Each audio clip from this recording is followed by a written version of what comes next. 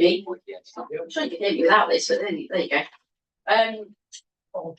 Hello and welcome, and delighted to see you all here tonight. Really pleased you could come. I know you're all very busy people.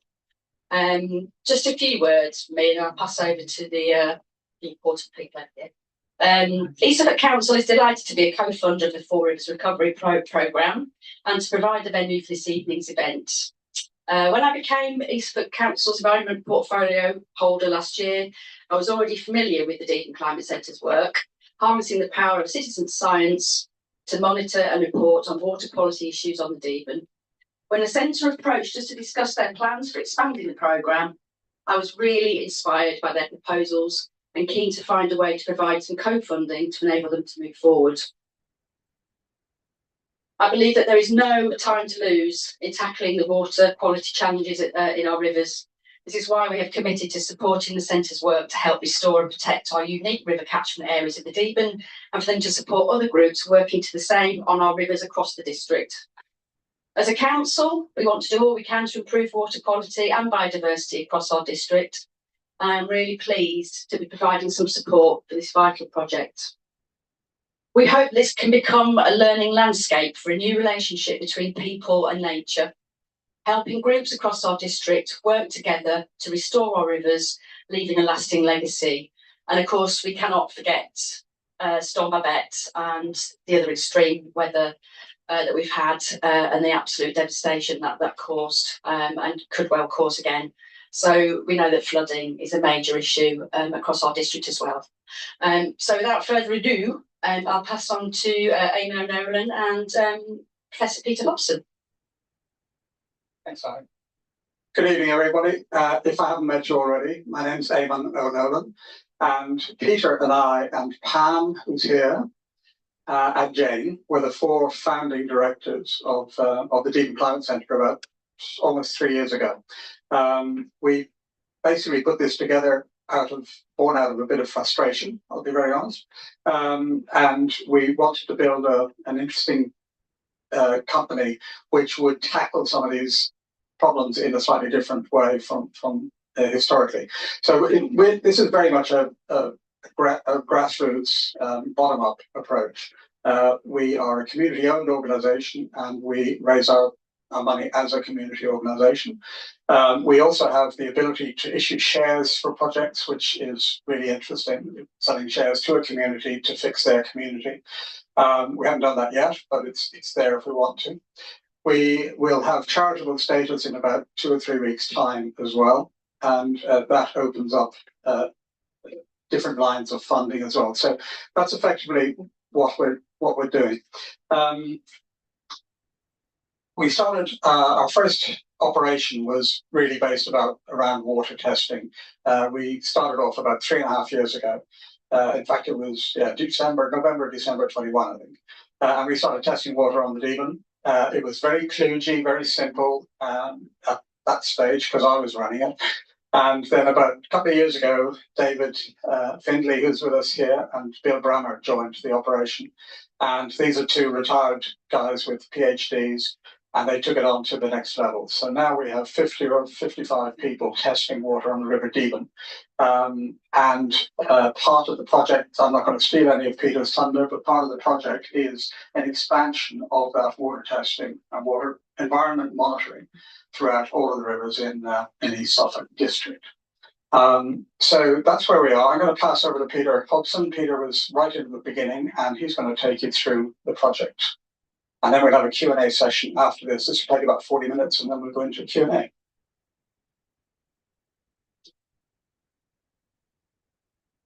Can I ask first, are you able to hear me like this, or do you need this? Better without. Better without. It's only because I'm not keen. Okay, I'll go with this. Right. Yes. Eamon and I had a brief discussion earlier this morning before this session because I'd initially put out here lecture, at which point he said, look, is this a presentation or a lecture? And so if I start to slip into lecture mode, then at least two folk in here in this audience will recognise my style because they're ex-students of mine. And I discovered, of course, both with the Environment Agency.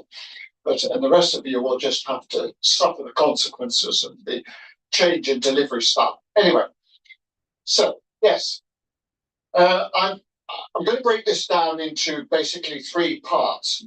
The first part really is always setting the context. There's no point writing a proposal or a project of any form or shape unless you identify a problem. I mean, ideally, we shouldn't really have to have so many NGOs that are working towards environmental issues, because as a species, we should have learned by now how to manage sustainably. Well, arguably, we're sort of living in a rather sort of Jekyll-Hyde personality split as a species anyway, and whatever we can rationalize as Dr. Jekyll, the Hyde kicks in so quickly and seems to take over. And before you know it, we've got runaway problems that we're always now having to, once we sort of take the potion, that we sort of come to our rational senses and think, crikey, what a mess, we better get moving on this one. So I'm going to very, very quickly summarize what the key issues are, because they're mounting, increasing at a rapid rate, and that has actually spurred the need for intervention. And then, of course, I want to talk about something that's been bubbling up, really, I would say, because I was sort of indirectly part involved in this process around about 2000 across the EU and the UK. This whole notion of scaling up to landscape approach was emerging. Now, you would imagine that we would have sort of been thinking in that framework long before then. No, it's still quite embryonic in terms of how we convert that landscape approach to a long-term strategic management directive. And so we are still in early stages of actually how that then unfolds in the field.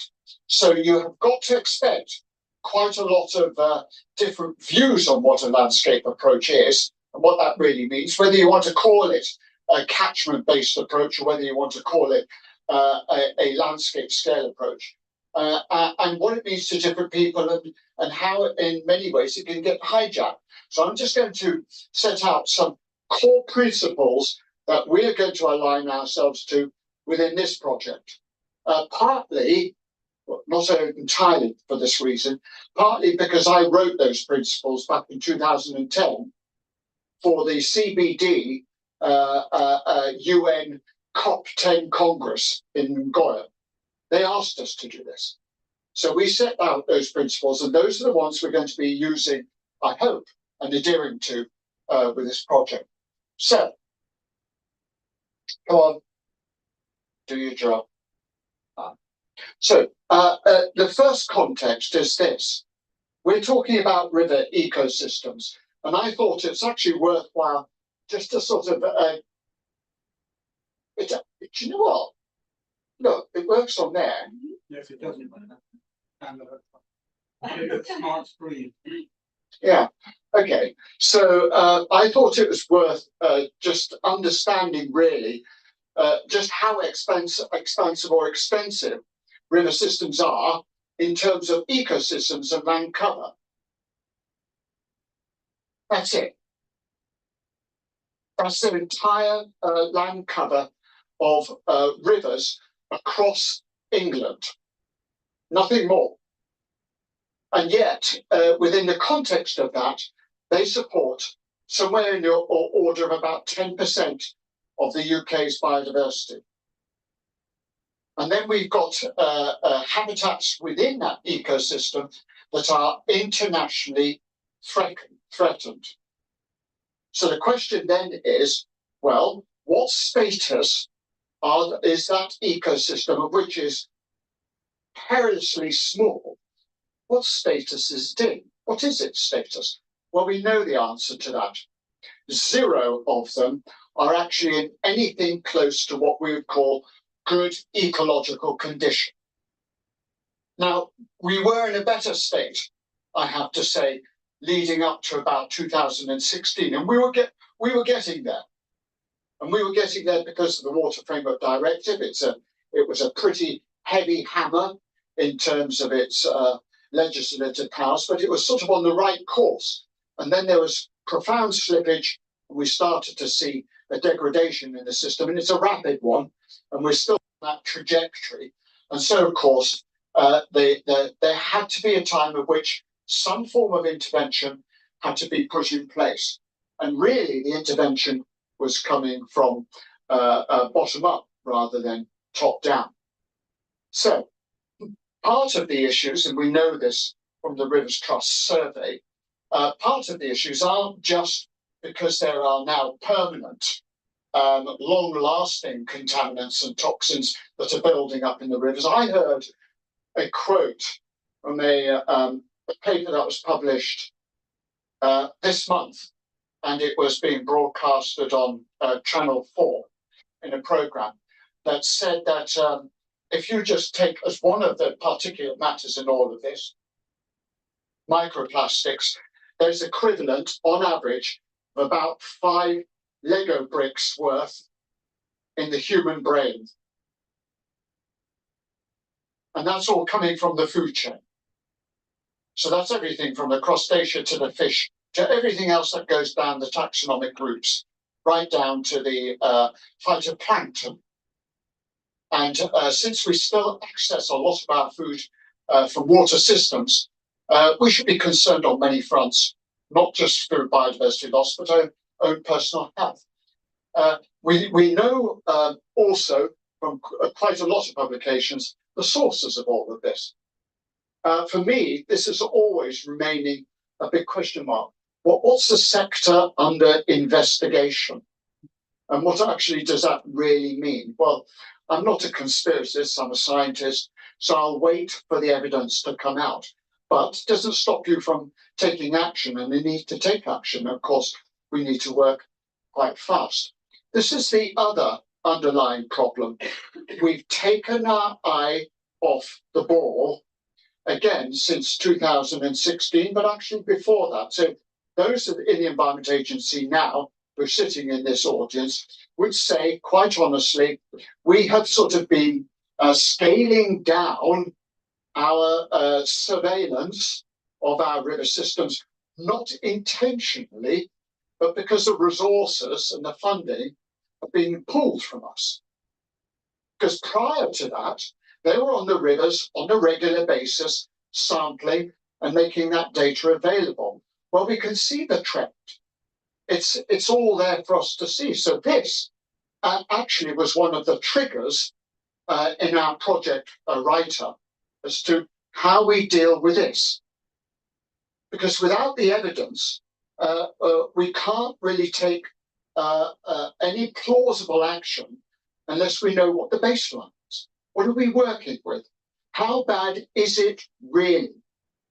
And what are we talking? How extensive is it? Well, I'm already hearing anecdotes, even from here, that parts of the Deben have gone dry and parts of the Fromus have gone dry. Well, I could name many more streams that are feeder streams into rivers that are already dry and have been for weeks, if not a month plus. So these are sort of issues that we need to address because they will impact on the quality, and you don't want sewage spillages going into a river like that is already dry. This happened on the Fromus, by the way. So the water authorities had to come down with tankers, draw out, extract the sewage extract from the dry riverbeds. That's the sort of situation we're at, but we're not really, we haven't got the sort of database that is giving us any real true picture of what's going on. We need to resolve that in one form or other. So moving on then to what do we mean by a landscape approach? Because this project is not new in its proposal. What I mean by that is there are already plenty of actors out there who are adopting this landscape approach. But I would say, as an academic, that we're not all singing from the same song sheet. That landscape approach means rather different things to different organizations in terms of where they choose to take their starting point from. And it's this really that we need to align. So Eamon and I have been having meetings with the catchment partnership, trying to get those alignments in place before we get into the launch. And this is important, because we all need to be actually doing the same thing rather than overlapping or conflicting. That's got to be ironed out if our outcomes and our outputs, more importantly, to have any traction. So I've sort of put it into schematics. I like schematics. My students, I think, like schematics. And it's really quite simple. It's and DEFRA uses this, by the way, that everything we take is not individually species dependent. I'm not here talking about dippers or kingfishers. I'm talking about the entire ecosystem and how it functions. Because unless the entire ecosystem is intact, then forget all of that. That's at the moment, and we've got pretty good data, and we're good in the UK at collecting data. Sections of that ecosystem services are in collapse. So you only need to really go into the UK published data, annually published data, and they do an ecosystem services check, sometimes called natural capital assets check. And the natural capital assets check are showing red arrows with downward trends for almost everything: soil conditions, water, biodiversity, any other taxonomic groups, climatic indicators. They're all on downward trajectories. There are very few that are on no movement at all or on an upward trend. So we know, therefore, this is malfunctioning across all aspects of UK countryside, not just rivers. But at the moment, we're concerned about our rivers, and we want to know what are the best toolkits and practices to ensure regeneration that moves us back into regenerating, recovery, in the title of the project, the entire ecosystem. So that's where we need to move. The problem is, of course, we need to do this really fast. I mean, really fast. So when the government put out there, you may say, oh, it was unrealistic, 2030 targets. I'm afraid, unusually, I am with the politicians on this one. We have got no time left for procrastination. We have got to move now. We should have been moving decades ago. So now we've got so much catch up to do that all we're thinking, all I and sleepless nights thinking about is, crikey, I hope we can pull this off at breakneck speed in a project and move it into real tangible demonstration of recovery. Because not because I'm panic stricken that my name will be dirt, but because the ecosystems need it. They need that, and we need it ultimately. So, as I said before, we published something in alignment with the existing ecosystem approaches, which are already out there and were published by the UN way back before 2010, but are now enshrined in every principle of approach they take to recovery. We've actually prefixed ecosystem approach with radical ecosystem approach, meaning that we need something much more gritty and something much more ambitious in order to play catch up. So we rewrote our principles. All of that, by the way, is downloadable. You can go onto their technical series. Ours, I still understand, since 2010, is still the largest report that was put out by the CBD, simply because we felt we had a lot to say, and it was important stuff.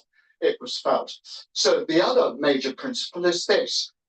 I'm afraid We cannot wait for scientists to actually spend another 3-4 years producing what they see as good, sound models that provide the answer, because by that time, ecosystems have changed yet again, or they've degraded.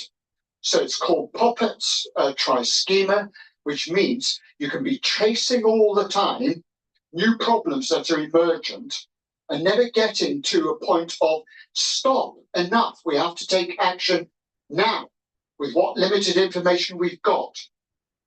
And so there is no such thing as predicting.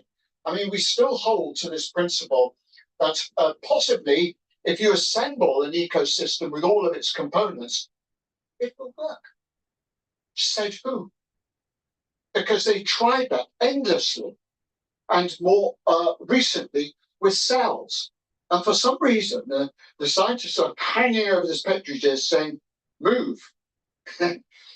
We put all the components in, mitochondria, move, and nothing's happening. So ecosystems are much more complex than we know. So maybe we need to be going back to nature and say, well, if it can do this, let's work with nature and use it as part of our toolkit in order to make that recovery. So it is, we wrote again about it in the series, called the black box principle. The one thing we can do at our level, and here quickly, is we can identify the threats and risks. This is done very quickly and easily. We're good at risk assessment and evaluation. We don't need to procrastinate endlessly and for years about, yes, but what's in the system? How does it work? How does it all hold together? You will never, ever, by the time the planet has finished existing, ever got to what actually or how biodiversity works. We only have 1.8 million species on record for the globe. But we know there's about 30 million species on planet Earth.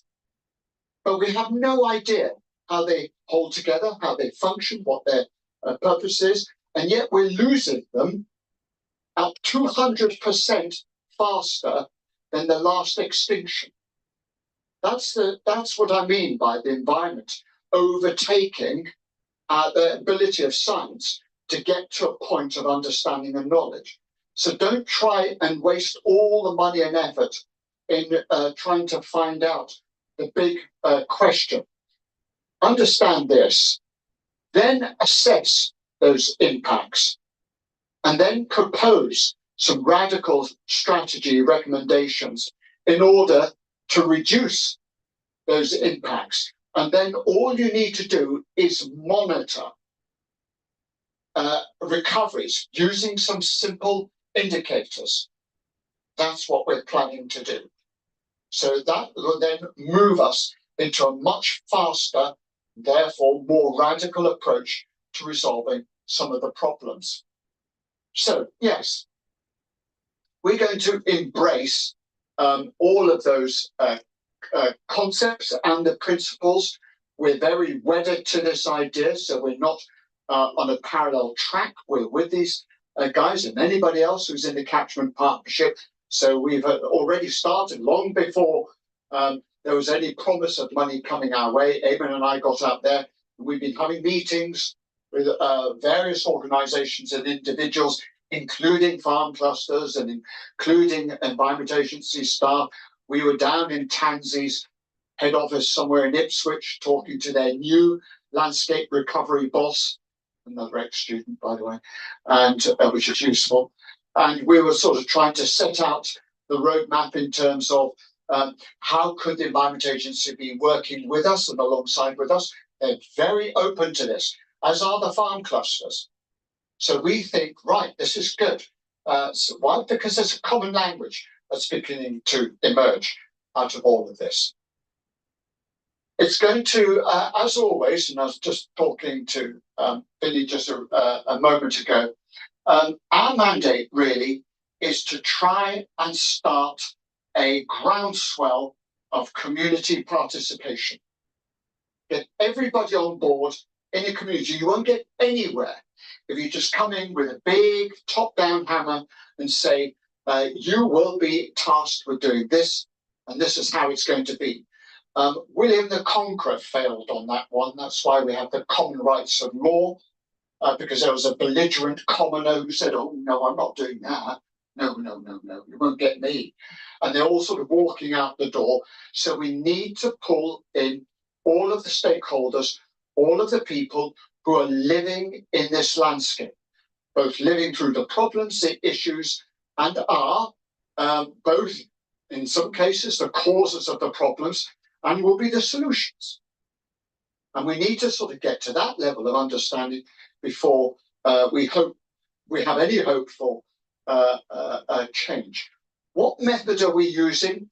This is a well-tested and tried method. It's called Morisco. It is now international.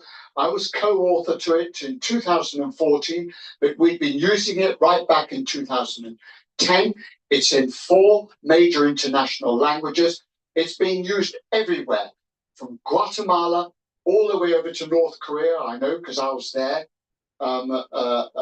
facilitating Morisco in North Korea, all the way down into China, into Namibia, and back up to the UK, and more recently in Essex. So this process is tried and tested. It does work. A lot of folk who tried it here in the UK go, oh, that was quite a complex thing to get through. But you'd be surprised how readily, if you like, the common person on the street embraces complexity.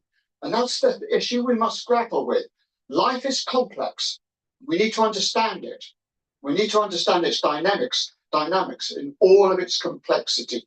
These, by the way, are folk from Essex parish councils, because Essex County Council winged us in from ARU and said, look, can you roll this out as part of our green infrastructure planning? So we had a whole month's worth of delivering Morisco.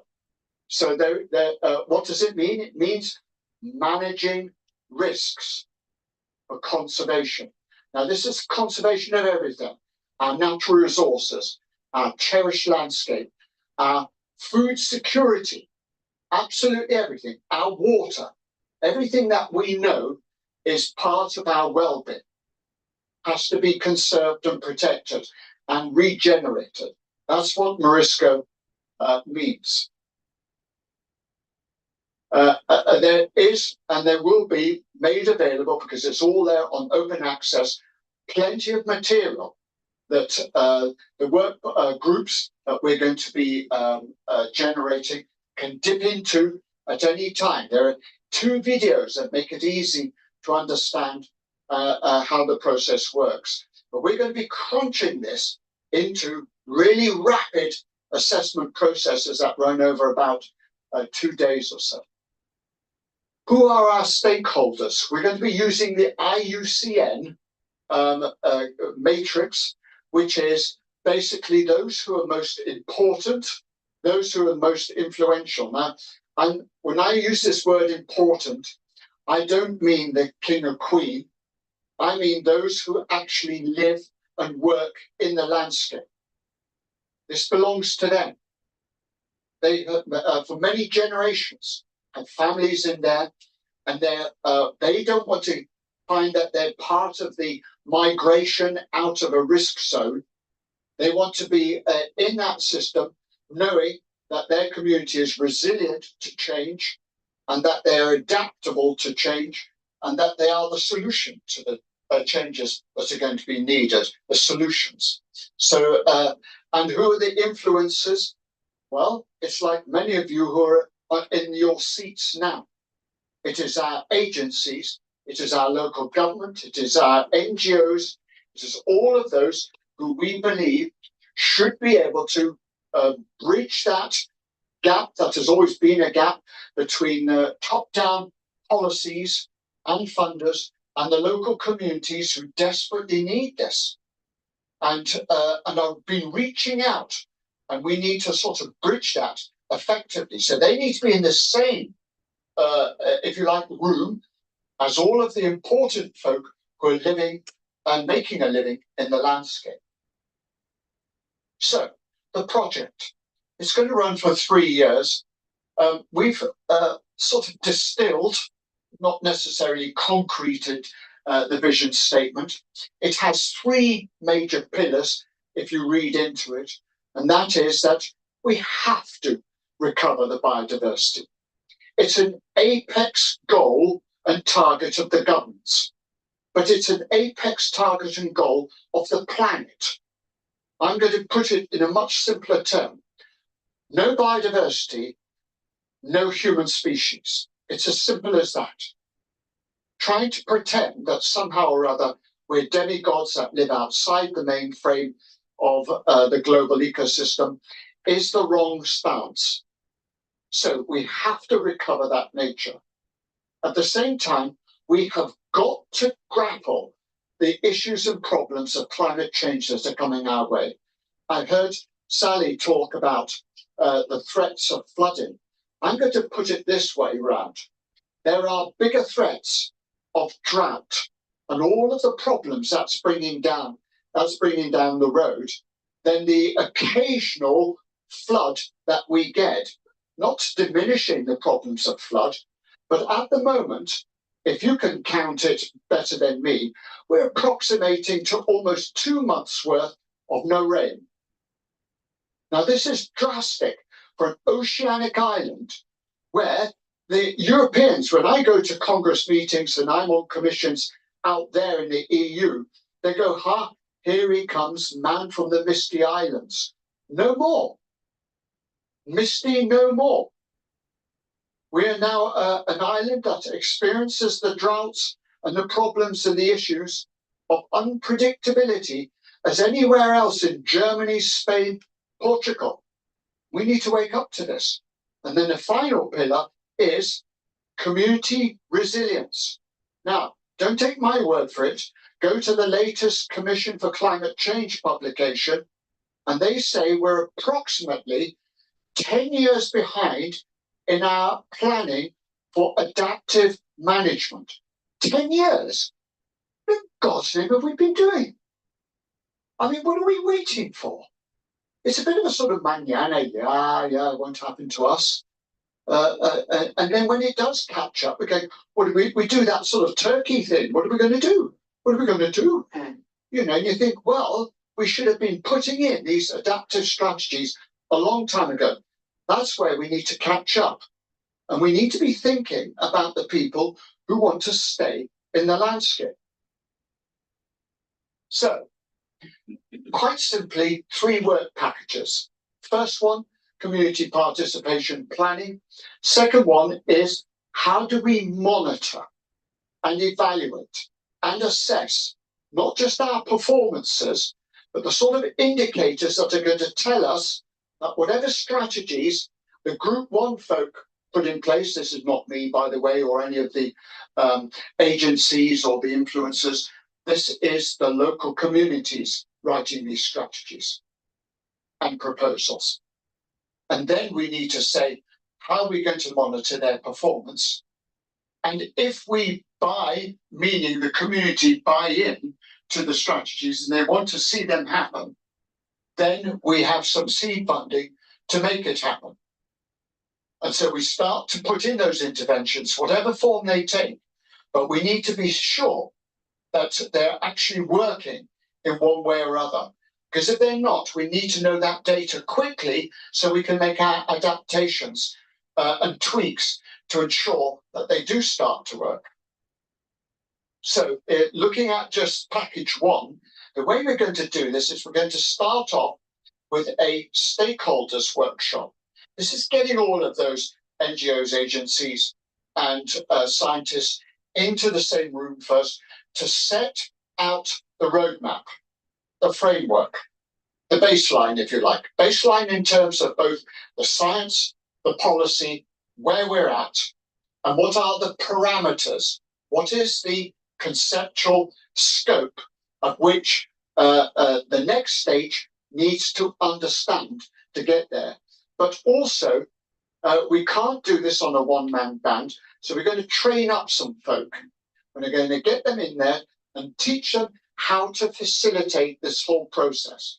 So we're now on a hungry hunt for would-be facilitators to come forward and say, I'll be in a facilitation group. I live near the Waveney, or I live near the Alden, or I will move on that one. I would like to be part of that driving process where I'm facilitating the community in terms of working them through that systematic process, because it is systematic, it's not ad hoc.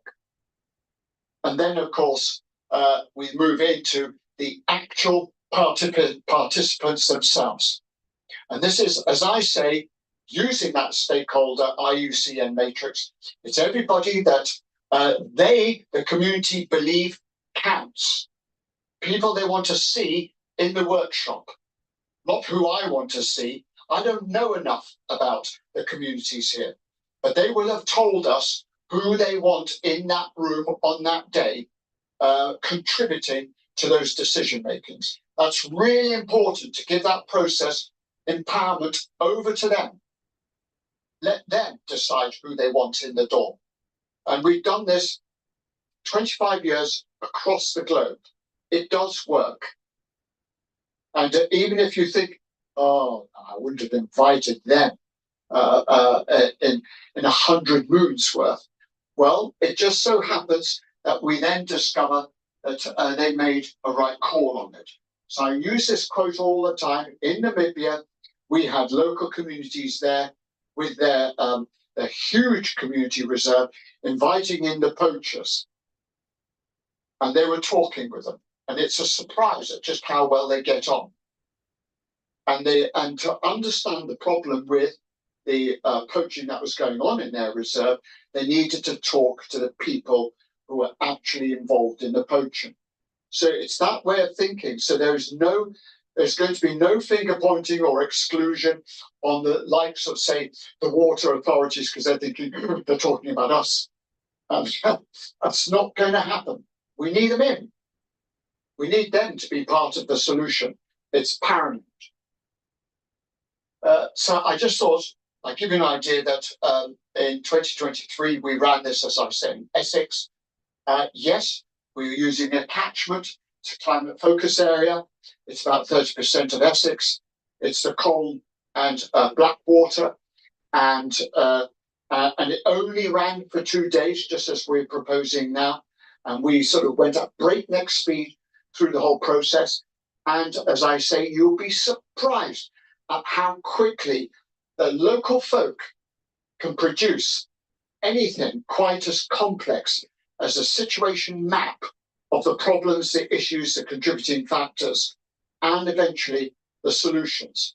I mean, they didn't need hand-holding through this process. If anything, I was a bit bothersome and they'd rather me be out the room so that they could just crack on with it. And that to me was a good sign. And they were generating a really spectacular situation map that they could then just walk away with and say, right, we own this now. And then after that, the process was, okay, produce your objectives then. Let's hear them. And then let's see them and show us how they translate into work packages. And let's see those and tell us who's going to lead on them. And they're all deciding this themselves, not me. And eventually they're even putting time-bounded operational objectives around these. They were writing all of those out.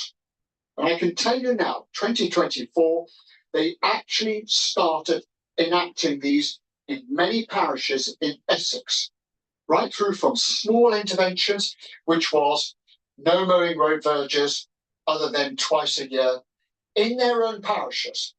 And there were guardians there making damn sure there were no tractors with hydro mowers on them. Otherwise, it would be mince. And I could see this actually happening on the ground. And they were really enjoying that new sense of ownership of some of the issues that they had to deal with and problems they'd been worrying about for so long that somehow just weren't materializing into anything tangible. Package 2, citizen scientists. We're scaling up. But I have to say, between Eamon and David, they have moved the Devon monitoring group up to an incredible, not incredible, both incredible and incredible force. This is where the data that they're generating is being taken seriously by the likes of Environment Agency, seriously by the likes of Suffolk University. In other words, this is the common person on the ground collecting data that is really meaningful and can be used purposefully to inform a process like management, recovery, and all those other aspects. This is a colossal move in terms of where we're going. We are proposing to scale this up. We need 4 rivers covered. We need it done really thoroughly, and we need it standardized. Because if we're going to be taken as a credible force within the project, we need to know that anybody on the Waveney and anybody else on the Ore or the Frobus are actually working the same process, analyzing it the same way, and that the data is recognizable, not just by us, but by scientific groups, by water authorities, by environment agencies, and they can say, yes, this is credible. There are many backstops that we're putting in place to ensure that is the case. So Suffolk University nudged in our direction a piece of kit that looks a little robotic, because it is. And yes, it floats out and it can monitor a certain limited, but a certain number of attributes, but extremely accurately. We can use this as a validator, as a checker. But that's on top of all the other checks, because we also have PhD students starting under this project, starting with Suffolk University, who will also be our quality check. So this is where citizen science starts to move into mainstream. And we need to take this seriously, because they're going to be our monitorers, our assessors of everything else and anything else that the community participation planners actually put in place. So that brings me on to the final part, work package 3. This is where we're looking at seed funding interventions, where in the first community participatory workshops, they have identified some strategic recommendations. Now, I am making an important point here. We're not talking only about huge, one-off, big, ambitious programs that are tens of, if not hundreds of thousands of pounds investment into single catchment ponds. I want to appeal to farmers where we can say, what about your field ditches? Can we not rough them up a bit? Meaning allow them to vegetate a bit. Can we stop screefing them annually? Could we even possibly put in a leaky dam that might just, in stages, hold back some of that water long enough for it to dissipate into the landscape, so that when it actually gets into the valley floor, it doesn't hit it like a tsunami? And can we do this in a calculated way that does not steal land from you? Now, there are plenty of models out there already that exist. And it's all of those little ideas that we will be feeding into the workshop 1 to say, these are options, and they're out there. They've been published, nothing new. I'm not going to come up with any new inventions. I have stolen this from the North-West CABA document. Why I've chosen them particularly is because they've been really clever in terms of saying, what can we do at low cost, low management, low input, low resourcing? In other words, low hanging fruit. That would make a difference, that a farmer would go, it's not as painful as I thought. I could do that. I could, I could even probably do more than that. Yes, I'm quite happy to think about cover crops on my floodplain. It's things like that. Those recommendations are already here. But if they would just want that, just that ever so slight incentive to make a start, that's where the funding kicks in. It says, okay, yeah, you're going to step out of line in the right direction. We're with you on this one. We'll back you. And through our contacts, we can get on the phone to Environment Agency. We can have a dialogue with them and say, do we need licensing for this? Where are we in terms of protocols and regulations? What actually falls below that we can actually do and almost blitz the landscape with without too much worrying about whether we're breaking regulations, because we're not going to be doing breaking with regulations. And then there will be more ambitious targets in tier 2 or level 2 and level 3, where we will need to have that conversation with the Environment Agency. Why? Because that particular farmer or cluster have decided to go more ambitious and say, right, okay, let's really say what we can do as a small cluster or individual. And there have been plenty of farmers I've talked to who say, look, I'm prepared to really reach out on this one. Just give me a framework. That will come in the workshop. So just to finish on those ones, storing water, increasing soil infiltration, interception. There are other actual directives out there in the UK which farmers should be working towards anyway, and they may just need that support and that help in order to sort of feel more confident about getting out there. Because at the moment, I'm going to say this from my understanding, having taught at an agricultural university for 18 years, I'll say this, that the farmers have been doled out so much information, some of it conflicting, some of it so complex, they can't even get to the bottom of it before it changes. So we know this with the Sustainable Farming Initiative.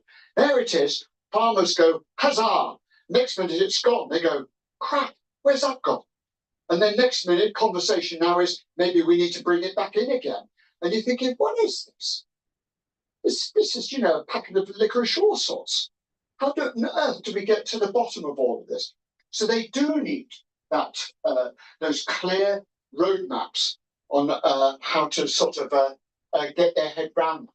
But what we want to try and do, even in terms of regenerative farming in areas, will make a difference. Because this is on my doorstep.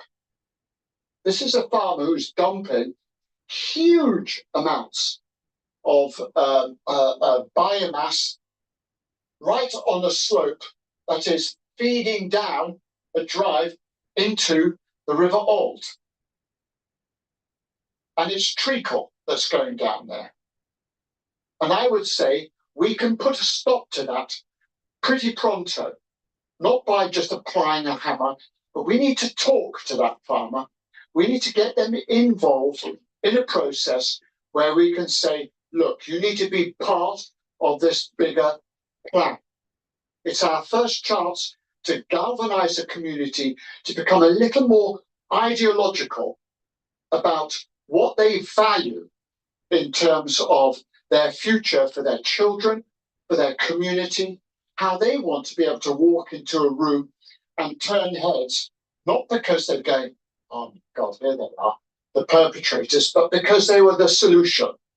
And said, look, we're working with this whole idea, this whole ethos about making a better life. So, yes, under this ecosystem approach, I would say farmers can make space for nature.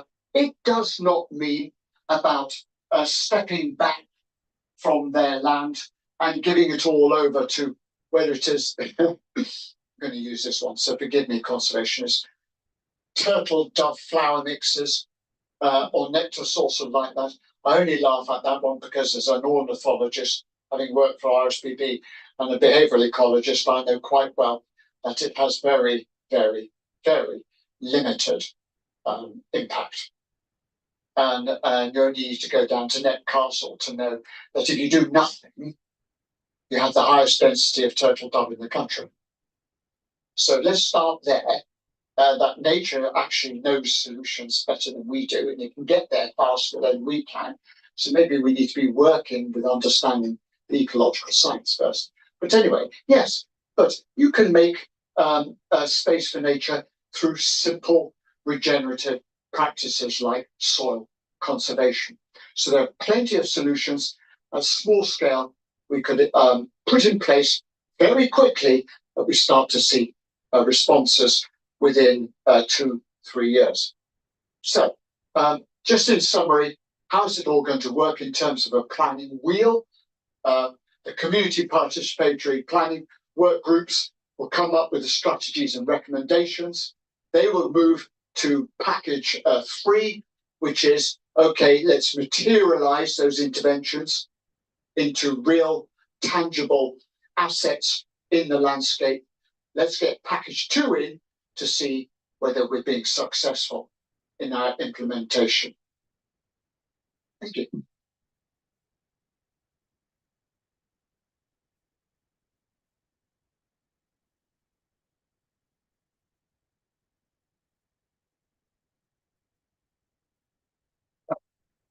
So this is where we go into questions and answers.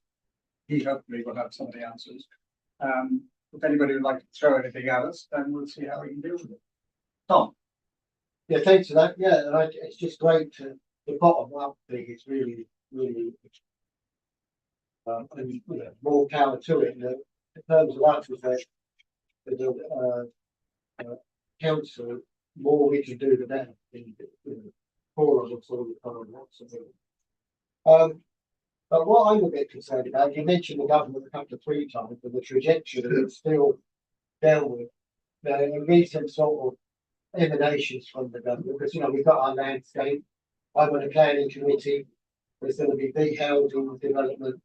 I think the Chancellor is rather said that ecological or environmental regulation in housing is insane.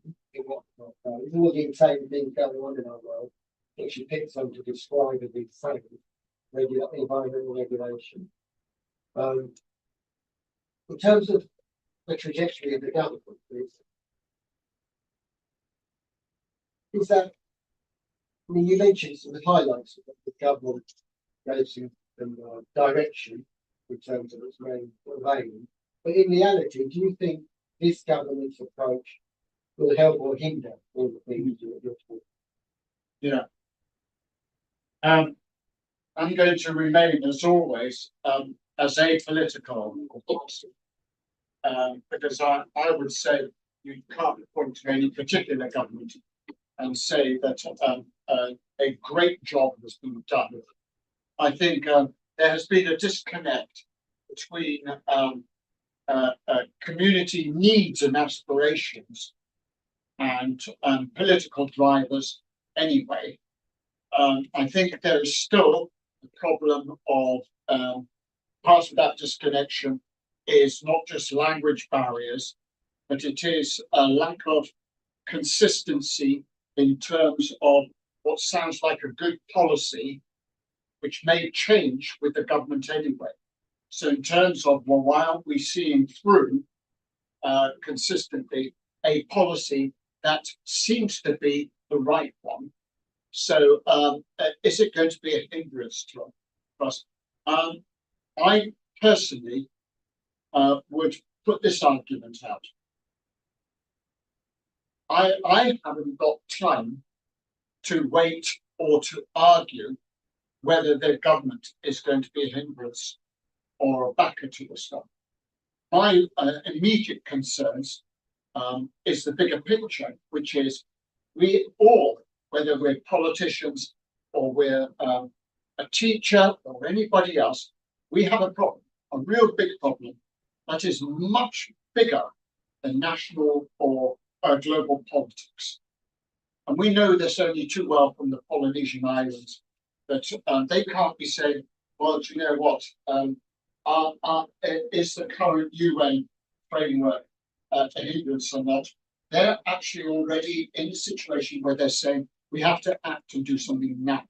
So my argument is that if we are seen and we are very visible in the action that we're taking at local grassroots, then it would be incumbent on politicians to take note and to say, well, hang on a minute, they're actually taking local action, irrespective of what is trickling down from the fifth floor of the apartment.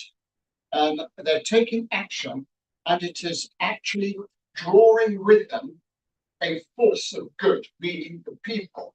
So for me, Tom, I am much more concerned, actually much more concerned, as politicians should be, that we have the ear of the people.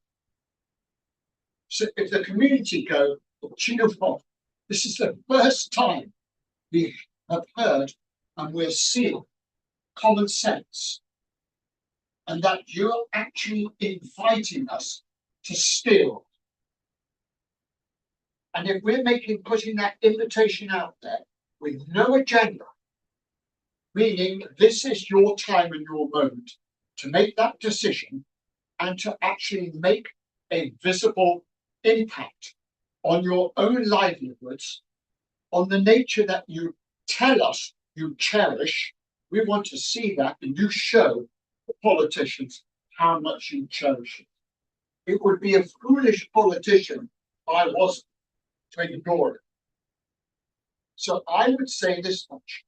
At the moment, around the world, we are seeing more bottom-up movement and action amongst people.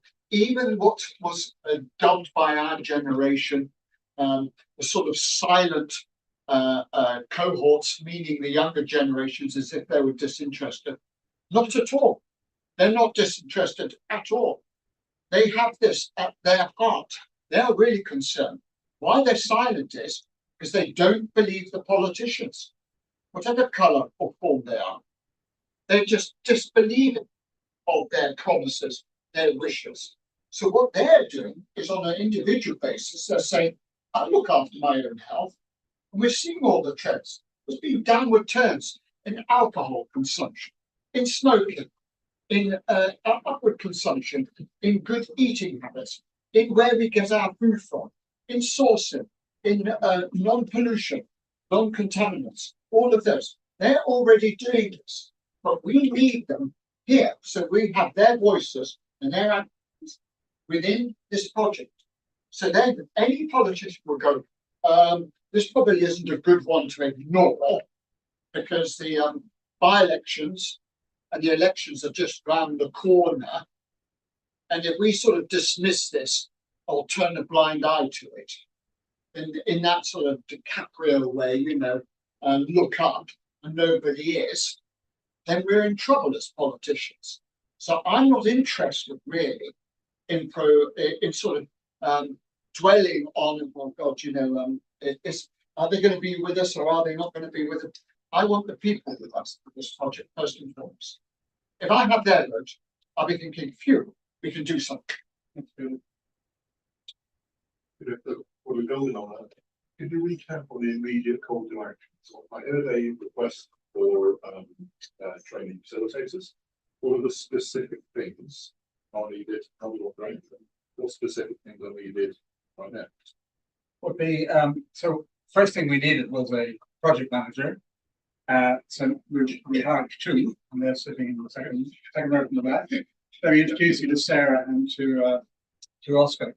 And Sarah is going to be with us for the duration of the project, and Oscar is with us for the ramp-up period, and then we'll see what more funding we can get, and he may stay on a bit longer. The next thing we need is basically they're going to write the logistical plan of where we're going to base ourselves, where we're going to run our workshops, and so on and so forth. Most of these decisions make themselves. And then we'll be looking for nominally 4 sex facilitators from each river. So it's a nice roundish kind of number. So we're looking at about 16 people. They will be local to the catchments that they're actually working in. And because they're local, they'll be able to network as well. So we have a bit of a pyramid building here. We already have connections in some of the rivers. Sorry? And they'll be paid. And they'll be paid. So those are the more immediate things. And we'll be spending the summer pulling that together and hiring them. And then, because of the timing of funding's coming in now at the beginning of the summer, we're not going to get landowners and funds in until the tail end of the summer. So probably looking at September, October, before we start to run, maybe even November, before we actually start to run the workshops. However, in the meantime, the citizen science module, if you like, is extremely modular. And there are lots of other groups that are working on other rivers, some of them with funding, some of them without funding. So what we want to do is to basically standardize the methods. They don't have to use our methods, but we would like them to generate results that we can recognize and we can point. So we can be working on that in advance of the workshops.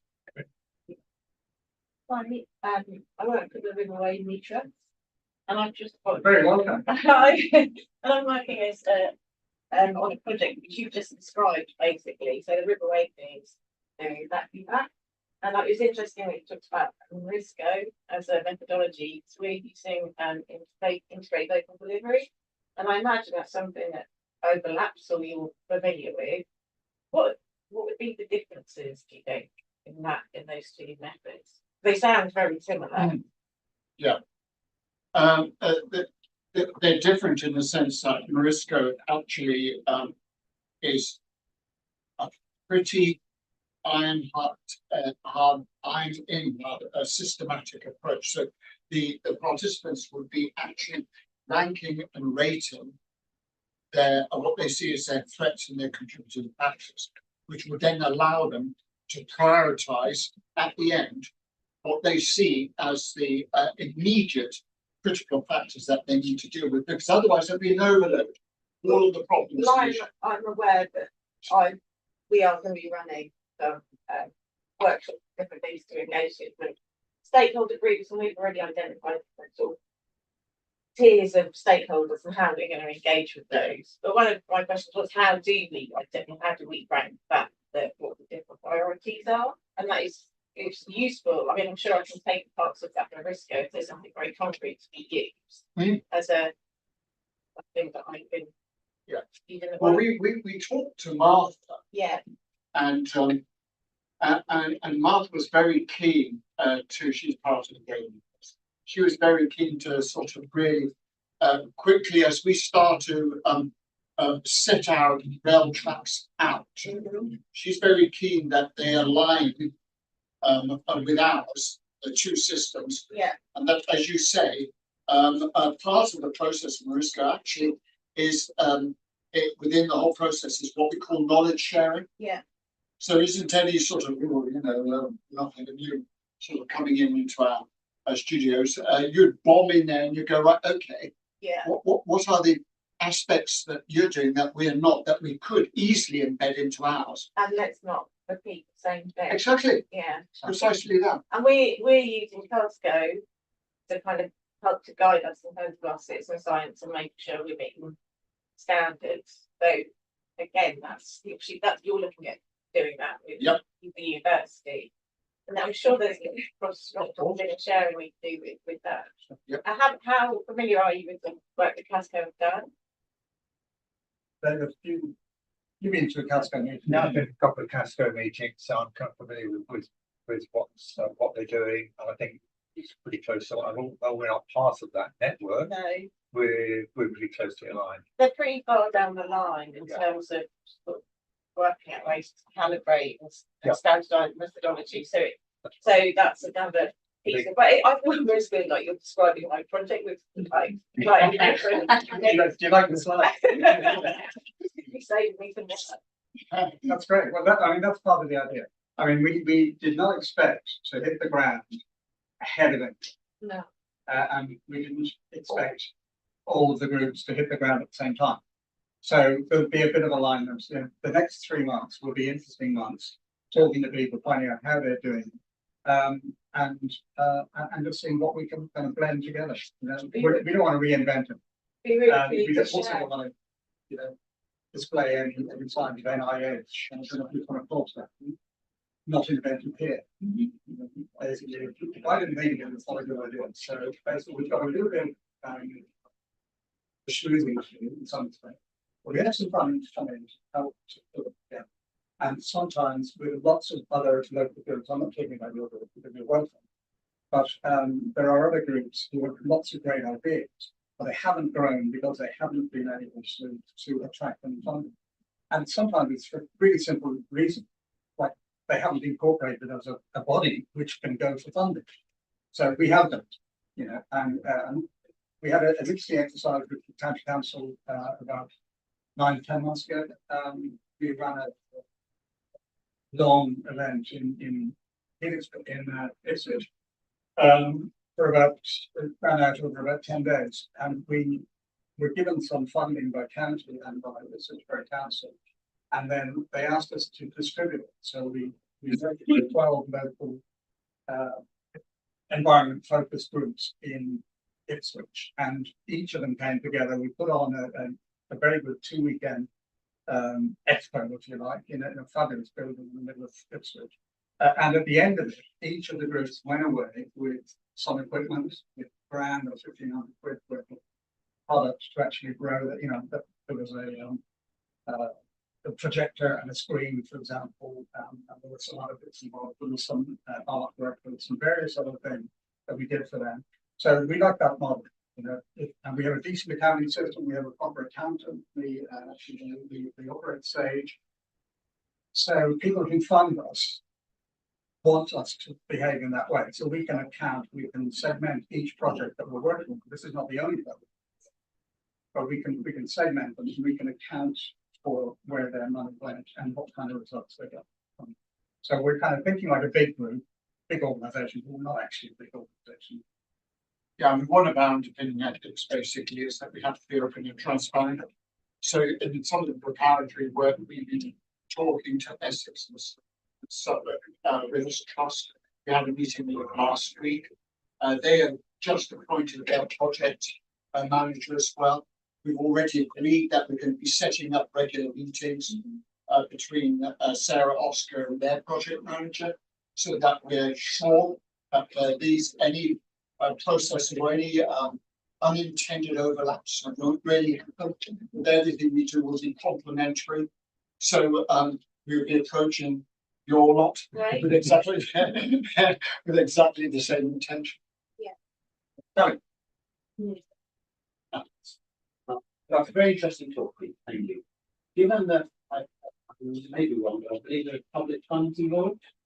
I just wonder how you're going to monitor the progress such that in 2 or 3 years' time, say, you can say to possibly skeptical council taxpayers where the money's from, what the results are, what the benefits are, such that the project can then continue with public acceptance. Because there will be, we're all confident, but there are plenty of skeptics who will say it's actually makes money. And personally, I think it's a grand scheme. But I wonder what you think. I don't say I describe them as skeptics, I would say realists. I heard that. It's just before we start, at the very top of my mind is that we were using taxpayers' money. And that this is really, really important in terms of setting the barriers, in terms of setting, the bonds.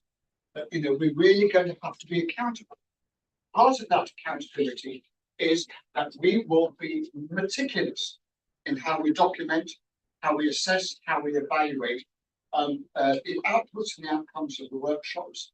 These will have to be published and scrutinized and presented at all stages. That as soon as we start to see the assessment of the actual interventions, that will be in a form that has to be data, that can be again statistically analysed, so that we can say, yes, this intervention that took a certain amount of seed funding is showing measures of improvement in some of these other indicators. Those will be set out and finalised by a team which will include the project managers, myself, and then performance indicators. So that whole process will be documented with the intention that it could be scrutinised at any time. We've started already with the water testing. We started reporting on our website on every month. We put up a summary of the safari that we carried out, testing 60 locations on the beach. So it's all very deep and focused. That's where the growing from. But it's not a giant step. Take that data and then make it interact. So we have already done 95% of the work. We have a database that's just about ready to release. We're saving until we've got money, so that we can show that we've done something with it. But it'll be up in a matter of weeks. Now we're reporting on 9 or 10 different measures on the river. If you've got teams of people, if you've got 60 people on the beam, and maybe there'll be 25 or 30 people on everybody, 40 or 50 or 60 on New York. Then you can train them if they're going out for one reason. It's a bit like the lottery machine. They're going into a shop for one reason. You can train them to observe and to measure other things around them as well. So that's an important part of it. Now, what Peter mentioned as well on the true was that this project is actually funded with the PhD student at the University of Suffolk, and we think that's a really brave step for district council. And it's I think it's going to be hugely worthwhile, because this individual will be like a policeman or policewoman. They will be working with our individual civil science groups. They'll be making sure that the standards are being stuck to, and that the data that's coming in is consistent, of course, with the whole part. And basically they'll be bringing new methods and new measures integrated. So, and there's an academic background back into it for a really important reason. When we started testing water, we were dissed left, right, and centre by water companies, by politicians, and by various other things. But when we were able to pull out Nick Berry or Nick Tucker from the university into the conversation, we explained to them that actually no, they were looking at the real situation. Then that was really hard. We kind of killed the dissing over. And the other thing to bear in mind is that I've forgotten that. Sorry, next question. Julian. I'm just thinking about this. I'm really an early adopter, I think. So you've got the local government involved and you're wanting to get hold of. If we were on the equator, we'd be talking about how we're not going to drown and our island disappear. But our island here may disappear. What you're asking is, how could we have something that's long term? And how do we engage people in the process and that everybody knows about it? So we've already got a model, and that is our parish councils. If we can do an adjunct for those people, and we have this in Calcell actually, we probably have more people that come to the environment meeting than we do parish council meetings. But it's a healthy place to be. It gives governance, it gives stability, it gives them the data bank of all of the residents locally. And in fact, given my view, it's started off as in Oxford, right where at the back end of the bag, you can then drive it right the way through. So you just mustn't think about the people at the mouth, but we can see people at the tail. So I think there's a way, given that we're a green administration, that we could look at developing that for you, so that actually it could be everywhere, feeding the 4 rivers. On call. I mean, I'd have to say that we have previous to this project been running Mirisco style workshops, parish councils, and this is really for their biodiversity action planning process. So David was there. We had about 8, 9 parish councils I've just completed one with Woodbridge Town Council. I am actually working with Kelso back and Central London back, and I would say parish councils are pivotal to this whole stakeholder engagement process, simply because, as you say, they have to think about their neighbourhood plans and how do we meld and mesh those into the broader picture. Well, one would imagine they would slipstreaming quite easily and nicely, and that again, there would be some of the stuff they may be doing or not yet doing would be part of that spitting out the work packages and their strategic recommendations. And become the new normal. It doesn't go away, Absolutely. it stays there. Yes, yes, this is it is much about shifting social logic in terms of our new relationship with the natural world. And I'm not sort of getting all sort of brass sandals about this. I'm coming at this from a hard-nosed scientific basis. Thanks, Julie. It was I will be calling on your services, by the way. That's okay. the idea for this project came from three East Suffolk councillors who came to a pop-up shop that we were running in Woodbridge in December of 23. And they said, could you put something like this together, you know? And so it leverages the political structure. So Happy birthday. sorry, Who are your councillors? was this man. Hello. This man. You're not very nice, are you? And Vince was another one, and Tim Wilson, and then Sally got dragged in.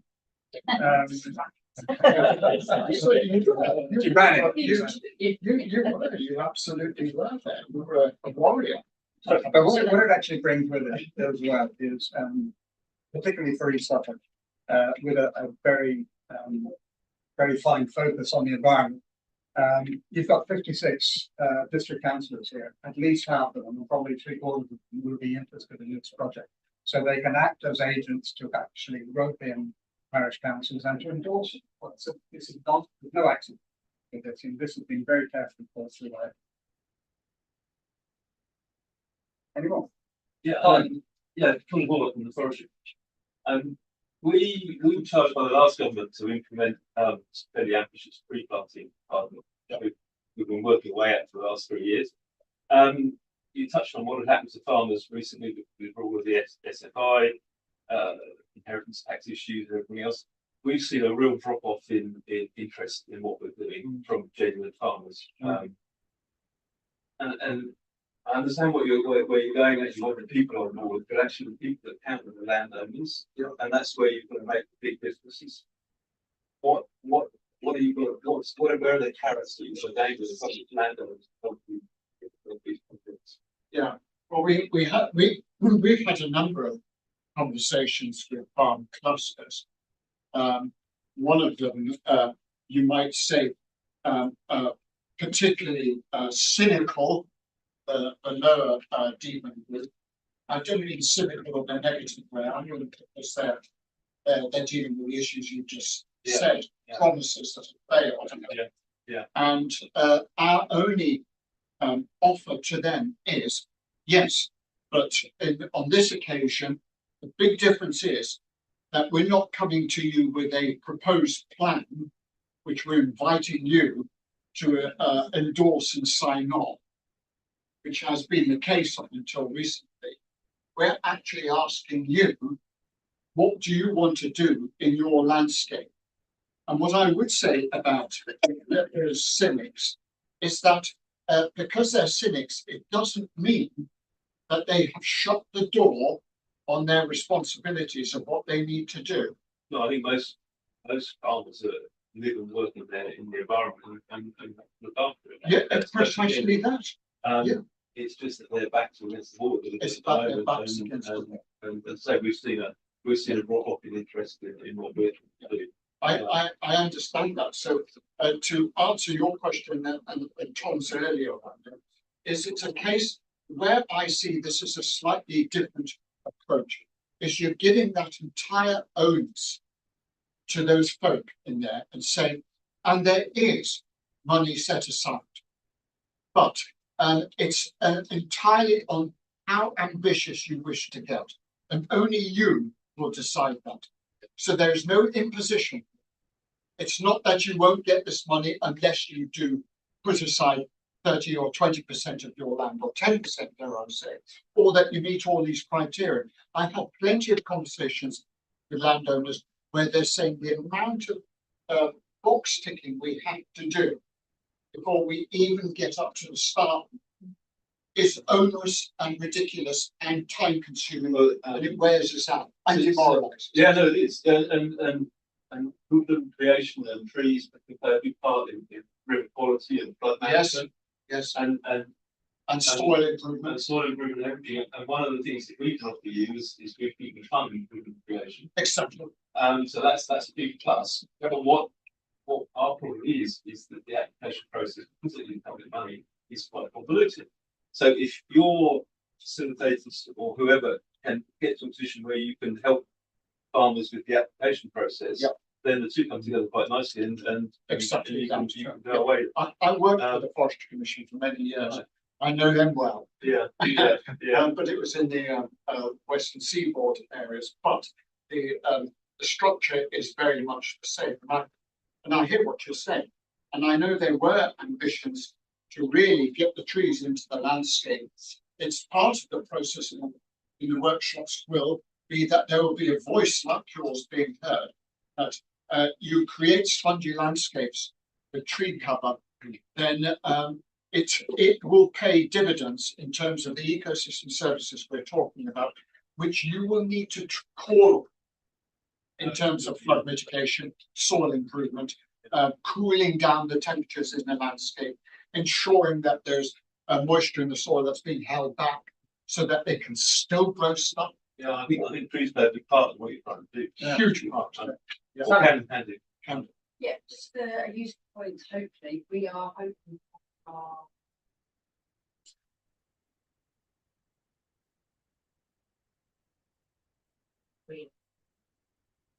from pure. That'd be fantastic, because Essex County Council have two people that for several years now have been helping us with applications for farmers. And if you can free, so it's funded by the council. So if you can do the same thing, that's when farmers are faced with land agents charging them £190 an hour, it's so much easier. It's possible. It's not definitely yet. No, This person very committed to it. And we can quite hold training. Yeah. Well, we were training certainly. Sorry, We'll keep in touch. Yeah, no, well, that's. It is, of course. Are you saying that you have a pocket money for actual incentive for that? To what? I missed the last one. So money to incentivize landowners. Yeah. You've got. Yes, we have. What sort of, because you lend quite a lot of money at some farm. Are you talking about get people going? Is it going to be commercially valuable? Is it that kind of level of funding, or is it just funding? Well, we're calling it a seed fund, and it's a substantial seed fund. But we're basically it won't run and maintain a project for 5 years or 10 years or anything like that. So we are badging East Suffolk Council as a co-funder. And that's quite deliberate from day one, because we and they are out looking for match funders to come in on this. Now, there are lots of really interesting organisations out there who don't want to do it on their own. And I think the seal of approval coming in from the district council is would give a lot of confidence and satisfaction to some of the funders. So watch this space. So you're looking at really helping the farmers put things with lots of funding rather than. No. We have money that we will put into small to medium intervention size intervention. You know, we're not. I say I want a little scrape on my land and put it wet flutter, for example. Could it cover cost and maintenance of that over a period of time? I know you probably may not know this. This is but that does make a big difference what you open for the people that you're discussing. So, well, we haven't got into the nitty gritty. No, okay. But we know that we have a substantial amount of money, which we need to work out where is the best place to spend.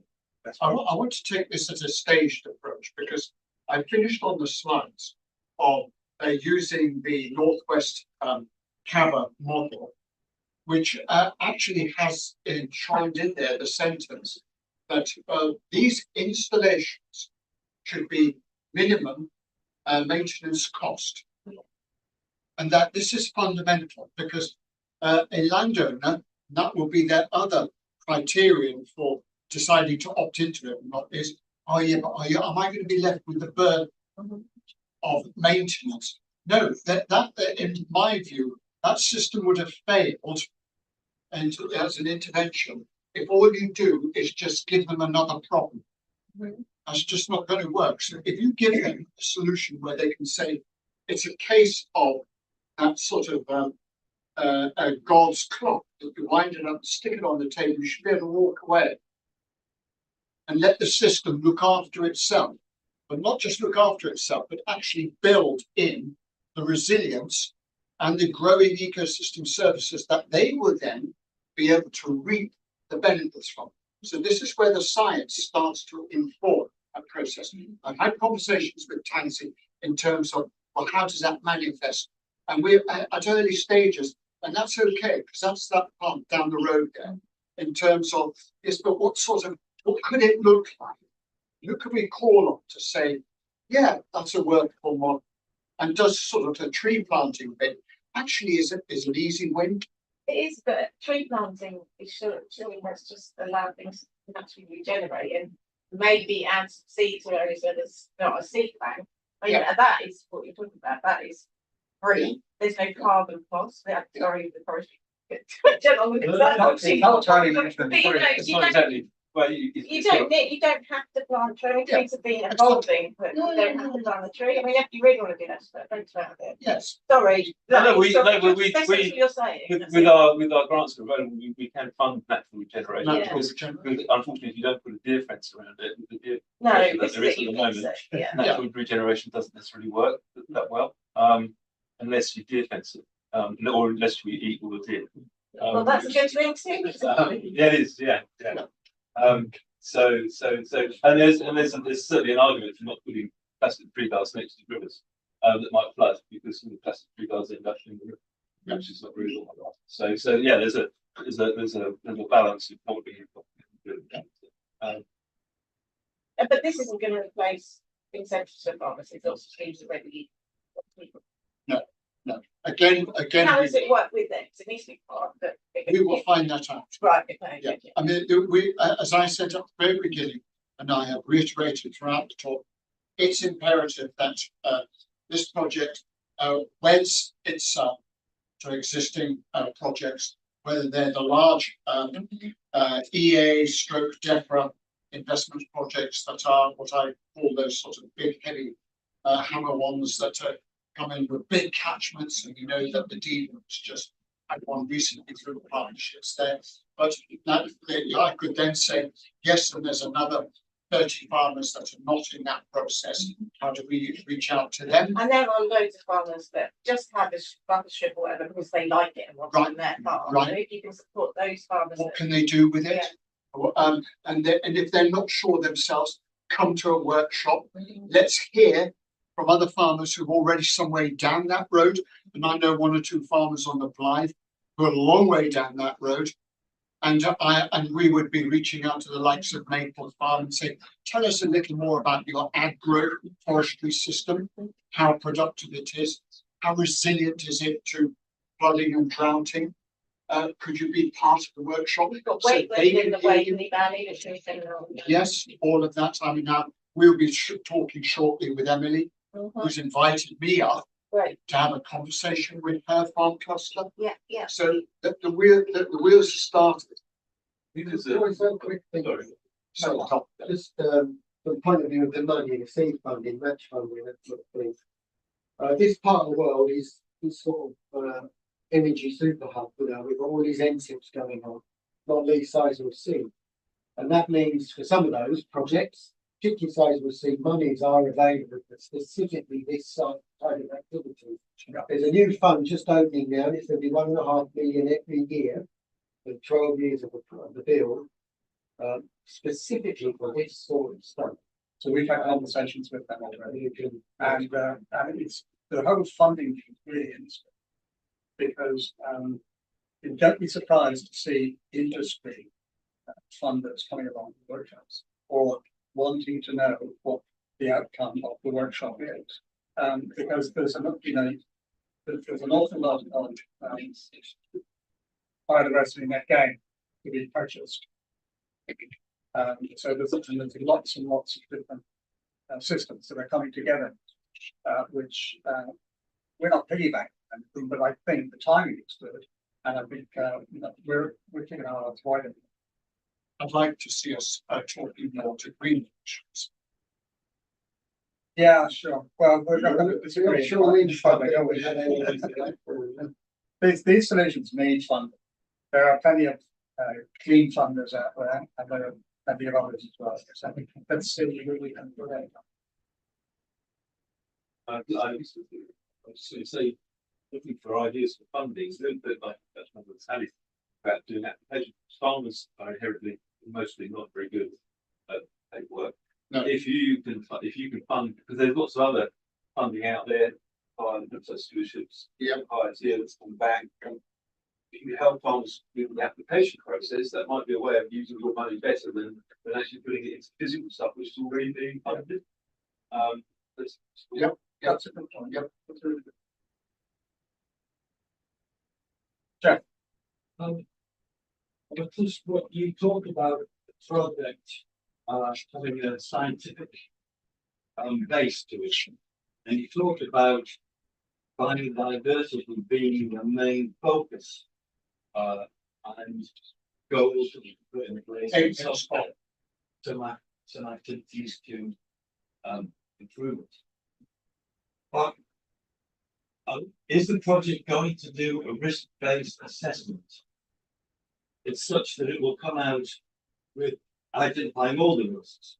So, for example, the risk associated, the big risks, which, well, there was a demonstration on the river this last weekend, and which made it sort of famous of the tables, and many people identified with the big risks that they were addressing, i.e. the big companies, Anglia Water, the farmers, the chemicals that they use, and this one is the project going to identify those risks. I don't think you can do anything about it. It's an outreach type approach you've got to have with regard to those risks. And you said this was going to look at maybe doing something about the low-hanging fruit.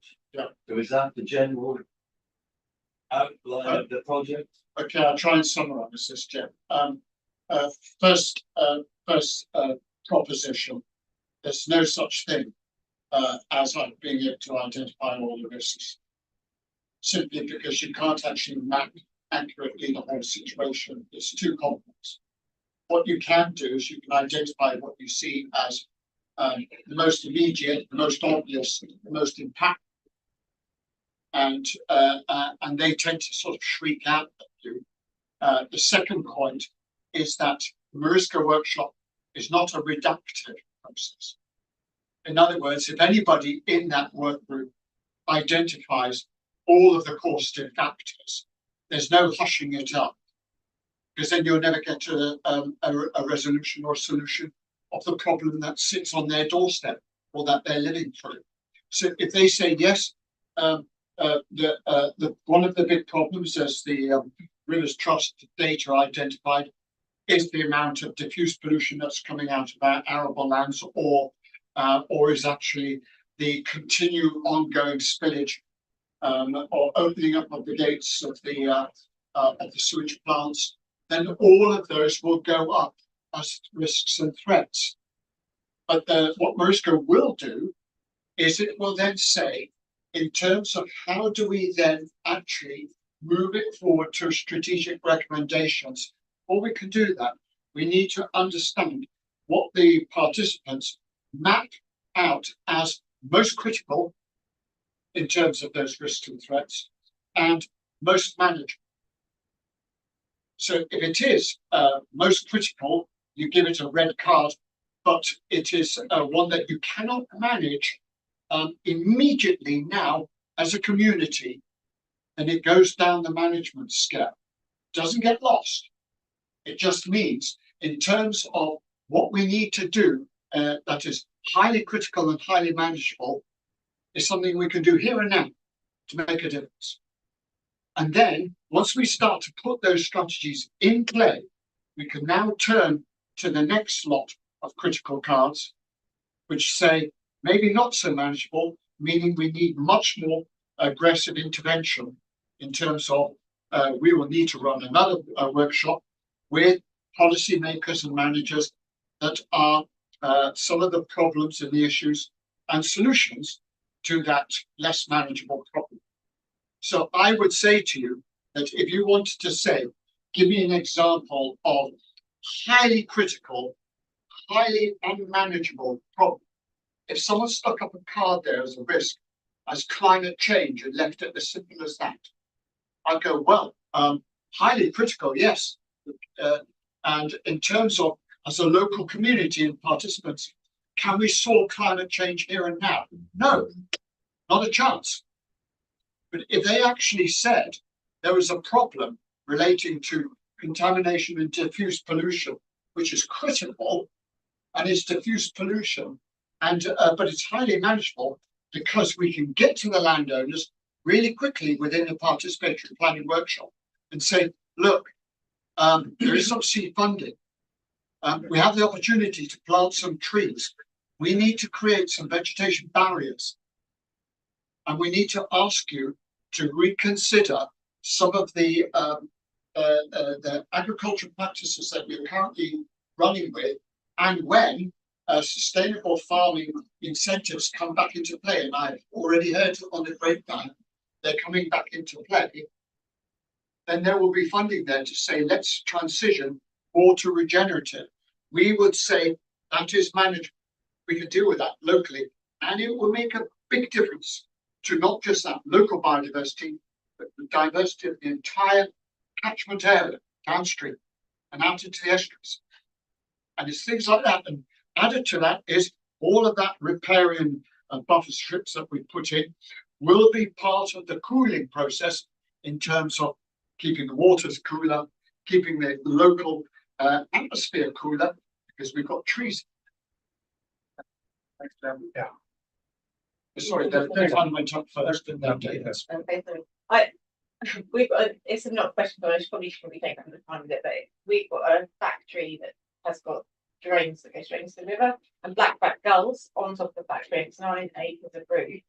And you can imagine when it's breeding, the boiled slick of guano and stuff that goes into the river. You want the gulls because they're on the red list as well. That's a really good and interesting project, which is very manageable, I guess. Yeah. Yeah. Exactly. It's quite I find that interesting, like different maybe. And you could write a strategic recommendation for that.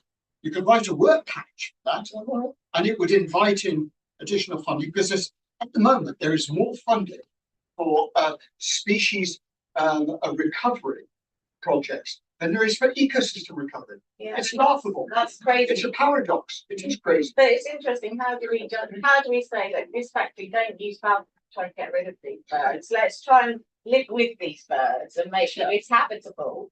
But not allowed to pollute the river. There are lots of problems conflicting. It's a really so we get those factory owners into our work. Yeah, and we've met up with them, and they're key. Yeah, right. David, yeah, I was just going to pick up the point about basically taking initiatives and intervention.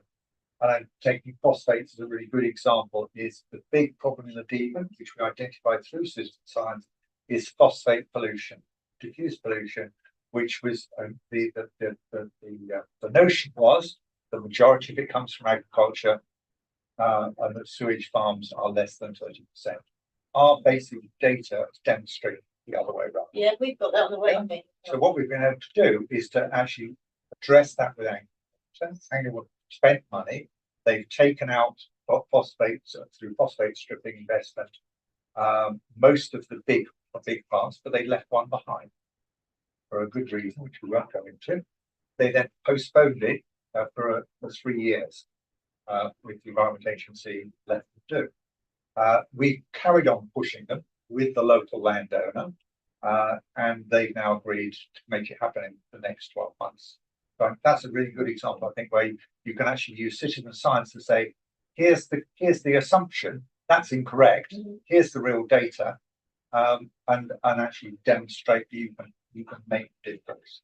That is, that's the kind of thing we need to do more of, using the data in a really good way. As well, because that's you actually making a difference and proving that it's not.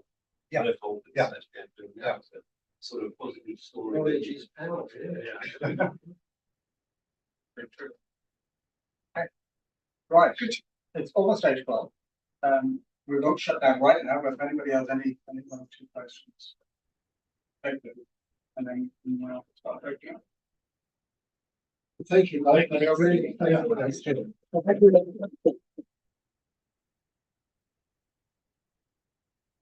Right, very nice to see you, and we look forward to bumping into you all again.